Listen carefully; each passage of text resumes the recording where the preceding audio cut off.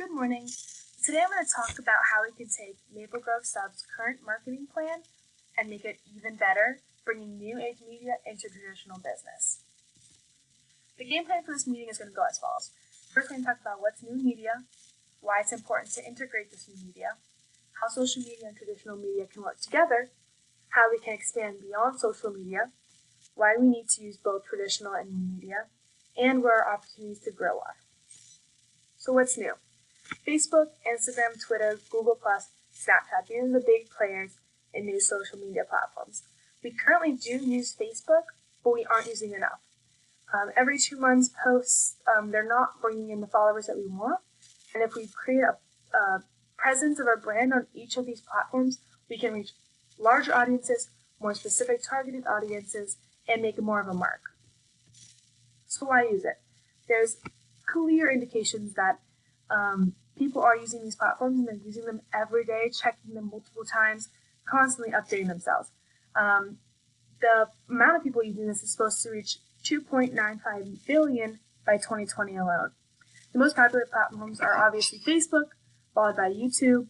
Snapchat, however, is rising. In the third quarter of 2017, there were 178 daily active users on Snapchat. And 800 million monthly active users on Instagram. Working together. So how can our new media meet traditional media? There's many different ways to make this happen and put it together in our marketing strategy. Some of the ways are through outdoor ads, printed ads, posters. We want to put our links for all of our social media on the bottom of those to give people another way to get in contact with us, find out more about what the poster may say, and create a call for action. And we can also create a call for action through TV and radio commercials to communicate with the social media accounts directly. This is using hashtags. Hashtags are one of the most powerful ways to communicate with our followers and with our consumers. We can do drawings, contests, sweepstakes, and other events to incentivize people to participate and reinforce these event pages with a reason to come out. Coupons, promotions, there's always something that we can do to draw new customers in and also keep our old customers coming back. The last one that I have here is email signatures with links. So everything that we send out, including email, should have links to our social media and should encourage people to get in touch with us through those platforms as well. Some examples. Organizations use social media to create brand awareness, give consumers a platform to communicate, create involvement, promote products or deals, and just to get their name out in general. This is a great way to share other people's content, get your name out, get it in front of people who may have never seen it before. This is the best way to do that. And to the right, obviously, we have some examples. The top left is a Facebook event page, which our brand could use to create events in the restaurant or promotions. The bottom is a Google Plus page for Starbucks, which has blog posts, videos, coupons, you name it, you can find it on there. And obviously the top right is Instagram. So we can post pictures of our products. This is where we can also host sweepstakes or contests as well. Here's some more. This is using the hashtags that I talked about. So on the left, we have hashtag summer concert. This you can use through Instagram and Twitter, which kind of broadens that reach of people who can participate.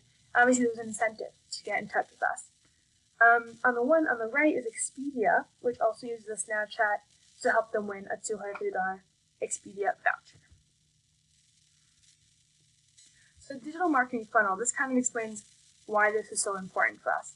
Because obviously at the top of the funnel, this is where people are seeing our ads, Googling the words, somehow seeing us, but not necessarily a consumer yet. We can continue as we move down the funnel to use social media to get ourselves down to sales, loyalty, and eventually customer advocates. And customer advocates is where we can eventually work into marketing through influence. So influence marketing is one of the strongest ways that we can market, and that would be the ideal way to get there. So beyond social media, how can we go past all of this and really make our mark on our consumers? There's a couple ways we can do this. Live streaming, if we have events in the restaurant, or we can even live stream on a daily basis just to keep people know, something for them to watch, something for them to see, to keep up with us and the brand. This also goes with event planning, which can tie right into live streaming as well. Coupons, special deals.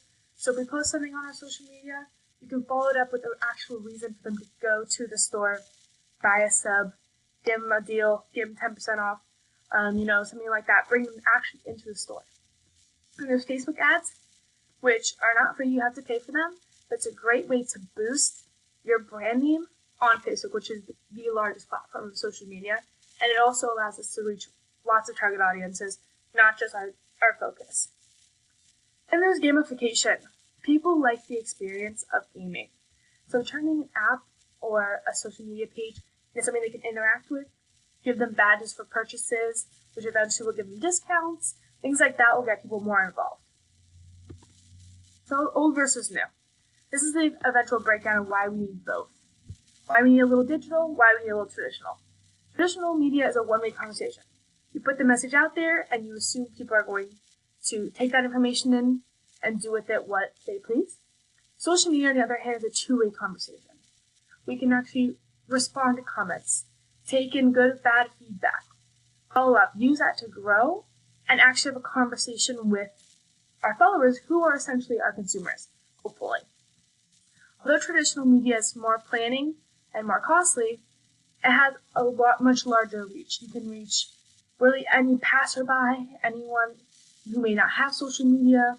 It's a little bit more broad. With social media, you can get those niche audiences, people who are more digitally inclined, certain age groups, which you can target more effectively using social media and narrow them down.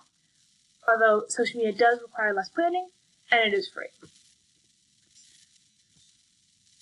So opportunities to grow, to finalize. We want to become more available and more active on the Facebook page. That's our first step. We already have that as a platform. We already have our name established. We just want to spread it more widely and be more communicative with our audience.